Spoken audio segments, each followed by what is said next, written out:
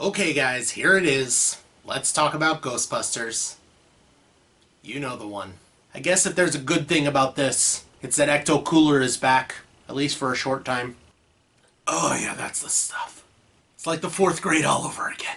Which means that it tastes like the trumpet and tears.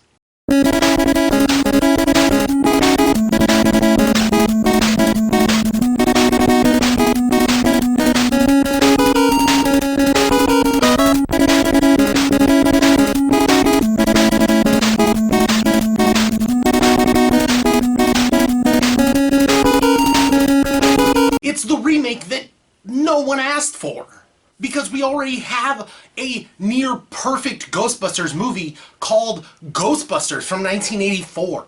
I have to differentiate it from the original somehow. Aside from the obvious thing, which I can't mention without being flamed. We'll get to that. Might look something like this.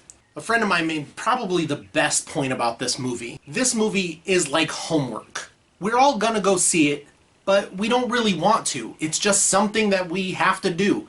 We have to get it done, get it over with, and then we can move on. Okay, full disclosure, I like Ghostbusters a lot. I have the DVDs, the Blu-rays, the video games, the other video games, the beta version, and of course, the real Ghostbusters cartoon collection that comes in the awesome Firehouse case. Freaking awesome. Those, along with a whole random slew of things that have to deal with Ghostbusters, are just cluttering up my house, and I love it. See this VHS tape? I got this for Christmas when I was like 5 years old. This is the exact one that I've had for X amount of years. I'm not going to reveal my age because it's too old to be making nerdy videos on the YouTube. Let's say 23. Let's say 23. And this tear, I remember trying to open this on Christmas Day so I could watch it, and I tore this and it bothered me so much even though I was like 5 years old. Mostly because Columbia or RCA or whoever it was that made these stupid videos didn't just make the slit at the bottom where you could just slide it out, or even the side where you could just slide it out. There's actually a fold here that you have to pull open and then pop it out. It's stupid. Why would they do that? They're ruining a 5-year-old's Christmas! And since I was a kid, I've still watched Ghostbusters a lot. And its sequel, which I will defend as pretty good, and maybe I'll make a video about that another day, my friends. And every year, the original comes back in theaters for like 1 weekend only, and I always find myself going to see it. And guess what? The movie still holds up 30 years later.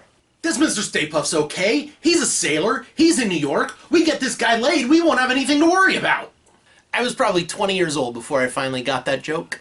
The first trailer for the new 2016 Ghostbusters was released a while ago and now is famous, or infamous, for its really bad reception. It is currently the most disliked movie trailer on YouTube ever.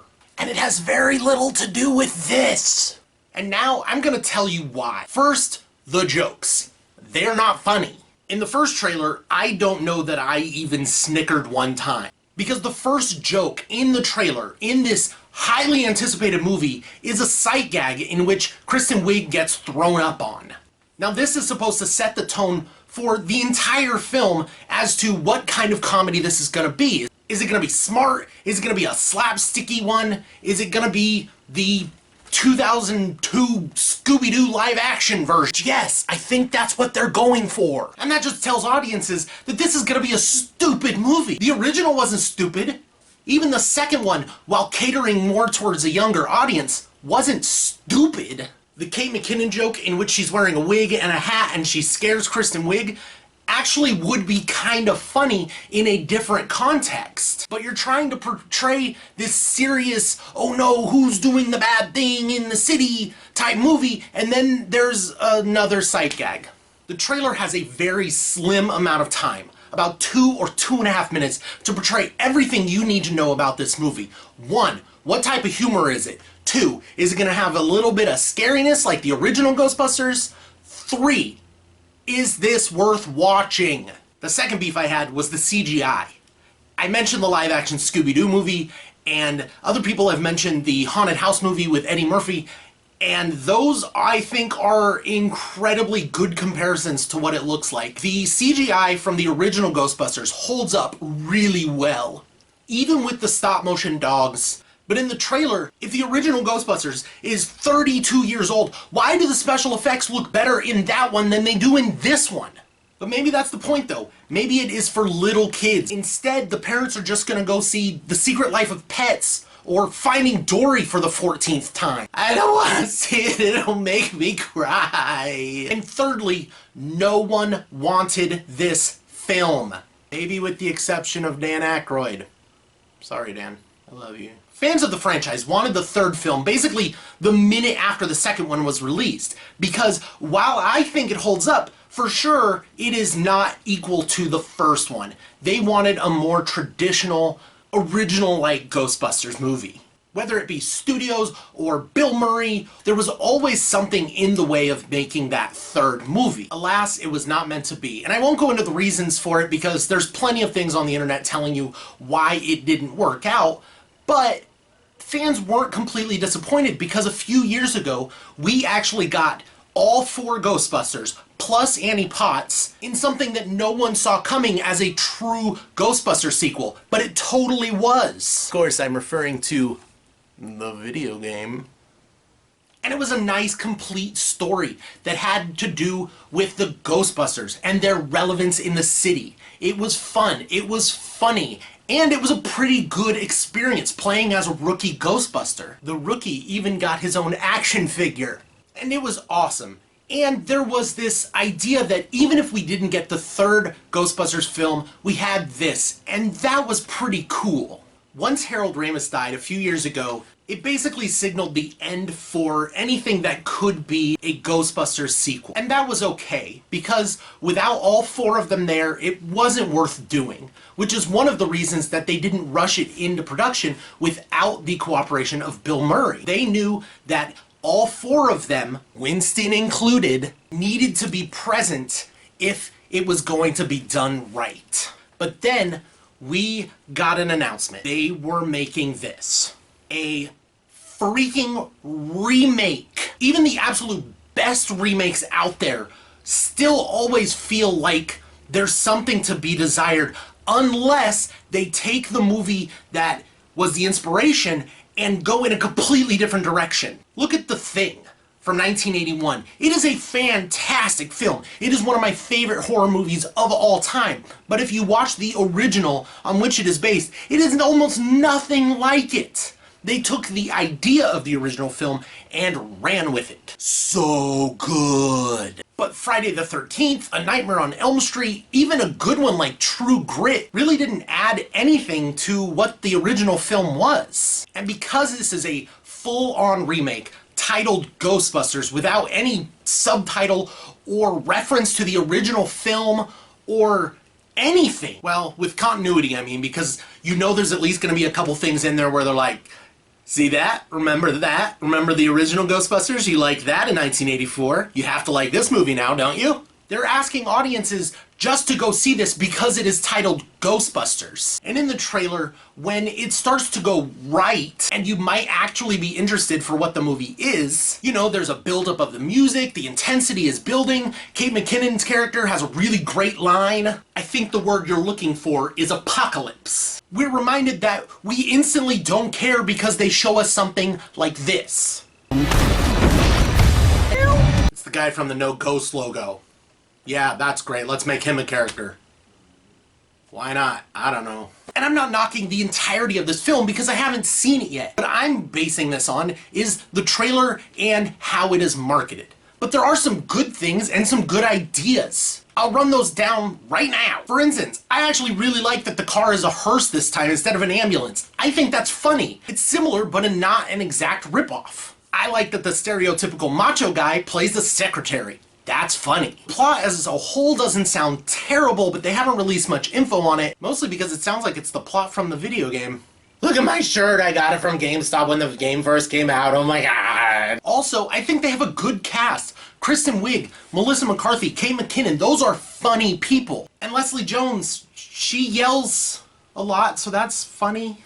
Kate McKinnon is probably the MVP on SNL right now. If you don't believe me, go watch the alien abduction skit. It is freaking hilarious. So with a great, funny cast, it can't actually be unfunny, can it? But let's get to it. Let's get to the controversy. You know the one. Saying you're unhappy with a movie and then being accused of being a bigot, a woman-hating, misogynistic a-hole is just dumb. James Rolfe, the angry video game nerd, released a very well thought out video on why he wasn't gonna go watch this movie. And in it, he only mentions the female aspect of it in how he has to differentiate it from the original Ghostbusters. That is it. But he was still flamed by famous people even. Patton Oswalt tweeted at him that he was dumb or something. I think Soul Plane looks like a piece of crap. That doesn't mean I'm a racist. It's not how it works, guys. We don't have a negative reaction to the trailer because the 4 leads have vagina. It's because you might have made a shitty film and we're worried about that because this is a film franchise that we're passionate about. Even worse, I think, is that the studio is using the all-woman thing as a marketing ploy. They release images like this and then tell us it has nothing to do with an all-female cast. They just wanted to make a great Ghostbusters film. Because nerds and fanboys have no problem accepting a female protagonist in a beloved franchise. Look at Rey in Star Wars The Force Awakens. There was outcry because there weren't enough action figures of Rey out there, when she was obviously the hero of the film. We had plenty of Kylo Rens, guys, but no one wanted him. He was dumb and emo. And he killed Han, which is sad. Oh yeah, spoilers. The trailer is not definitive of what the movie will be. It might be good. We don't know. We know already that the production was mishandled. The studio didn't go out of its way to make the best possible Ghostbusters movie for the fans, much like Marvel does for their fans, and Star Wars is doing for their fans. Because we don't mind strong female leads. Even before Ghostbusters, Sigourney Weaver played Ripley in the Alien movies, and she was a badass, and those movies were awesome. Sarah Connor in Terminator 2 was freaking great. Black Widow in the Marvel movies arguably steals the show every time. Hell, even Wonder Woman was one of the lone bright spots in Batman vs. Superman. Saying is, it has nothing to do with women. You're just not making the right movie that we want, which would be a good one. That's what we want mostly. We want a good one. So I'm not judging the movie because I haven't seen it. I am, however, voicing my opinion, like many in the country have already done, that we're afraid that you took a beloved franchise and are just using it to make a buck without any consideration of the people who made it a popular franchise in the first place. It just doesn't look any good. So quit trying to force it down our throats and then blame us when we don't like the taste. What do you guys think? Is this movie gonna suck? Am I wrong? Am I right? Should I just go back and play the video game again because that was awesome? Okay, so here it is. Here's the question. What if the movie is good? I think, best case scenario, even if it's good, we walk out of the theater with a, that wasn't terrible.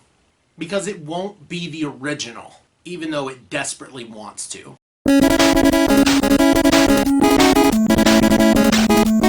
Or we can take the James Rolfe approach and just not go see it. I have too many Ghostbusters things. No, you can't have it.